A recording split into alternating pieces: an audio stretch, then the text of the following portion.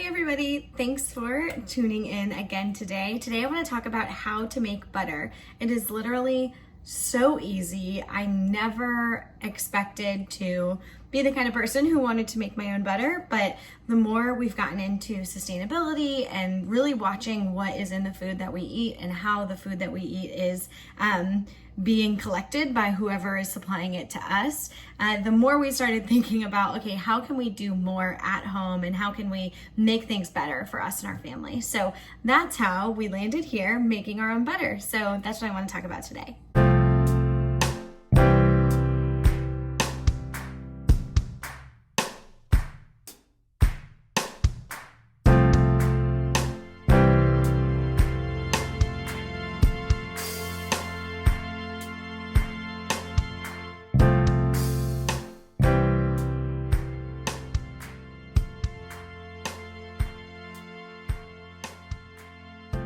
The first thing that you need is heavy whipping cream. I'm using the Alexander Family Farm heavy whipping cream. It's A2 organic. I buy this from Azure Standard. You can use any heavy whipping cream. So whatever you have, that's what you can use. And it's literally so easy. If you have heavy whipping cream and some kind of stand mixer, you're good to go. If you don't have a stand mixer, people used to churn butter by hand, so you can always start there. Thankfully, we live in 2020 and I have a stand mixer, so that's what I'm gonna be using today. So let's get started. So I've got all of my cream in my mixer, you can see. And so now I'm going to turn my mixer on medium and I'm gonna turn it up. I'm probably gonna put it on 6 and I'm just gonna let it beat. So it'll go from cream to whipped cream to really thick whipped cream, and then it'll start to almost curdle, and then it'll start to form and collect. And so that's when we get to the fun part.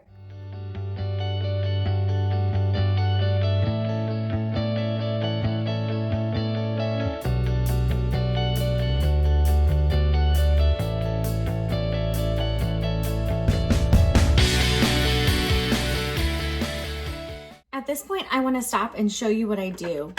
Once you start to notice that your heavy cream is turning, this is getting close to butter. So it'll be butter when you notice it separates from the buttermilk and it's kind of these clumps forming together, leaving a clearish, milky fluid behind. But what you'll notice if you're doing this along with me is that we have a ring of basically really thick whipped cream on the edges. We want to make sure we scrape that down and into the middle so that it gets incorporated and that it becomes butter also. I'm going to go ahead and do that now.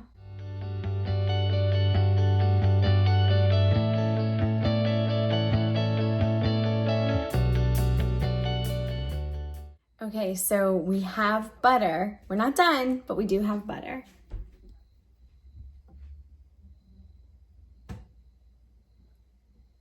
So the next step is going to be rinsing and kneading our butter. So I'm going to do that next. All right, so at this point we have butter that is sitting in buttermilk. Take a look.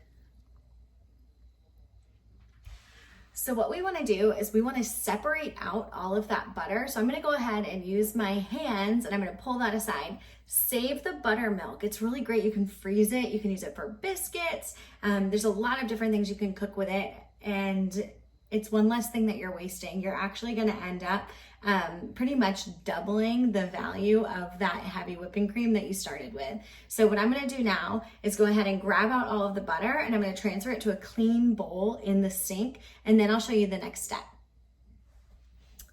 So once you've gotten all of your butter into the sink, what we're gonna wanna do is turn on the cold water, and we actually want to massage the butter. The goal is to get all of the buttermilk out of the butter.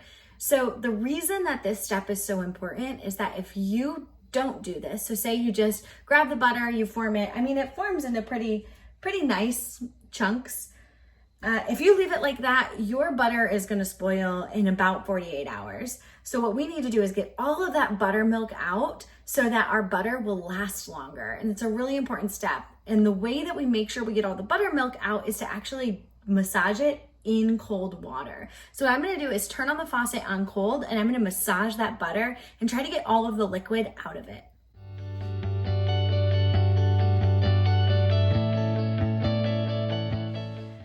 So as I was kneading the butter, you will notice that the water was really cloudy the first couple of times I rinsed it, but by that final rinse, it actually ran clear. That's how I knew I was done rinsing. And now I've got butter. So what I'm gonna do is I'm gonna section some off. I already put some in a container that'll go in the fridge. The rest of this I'm gonna section off and put in the freezer. We are a small family, we don't go through that much butter, so I wanna make sure that I get the most out of this and I don't put it all in the fridge in case we don't use it in the next month or so.